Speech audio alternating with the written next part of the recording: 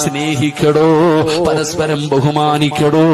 അല്ലാഹു തന്ന ആയുസ് മെഴുകുതിരി എരിച്ചു കളയുന്നത് പോലെ എരിച്ചു തീർക്കാനുള്ളതല്ല.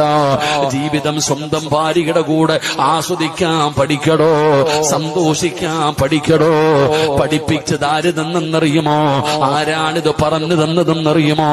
മഹാനായ ആദരവായ പ്രവാചകൻ നബി മുഹമ്മദ് മുസ്തഫ സല്ലല്ലാഹു അലൈഹി വസല്ലമ തങ്ങൾ പറയുകയാണ്, സ്നേഹിക്കാൻ മറന്നു പോകുന്ന ഭാര്യ ഭർത്താക്കന്മാരോട് സ്നേഹിക്കാൻ പഠിപ്പിച്ചതാരാ?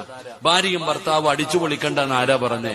എടോ, അടിച്ചും പൊളിക്കണം, സന്തോഷിക്കണം, പക്ഷെ അള്ളാഹുവിന്റെ ദീനിനെതിരാകരുതെന്നേ ഉള്ളൂ. സന്തോഷിക്കണ്ട എന്ന് അല്ലാഹ് പറഞ്ഞിട്ടില്ല. സന്തോഷമുണ്ടായ സന്തോഷിക്കണം. അള്ളാഹു നമുക്ക് ഈമാൻ നൽകുമാറാകട്ടെ.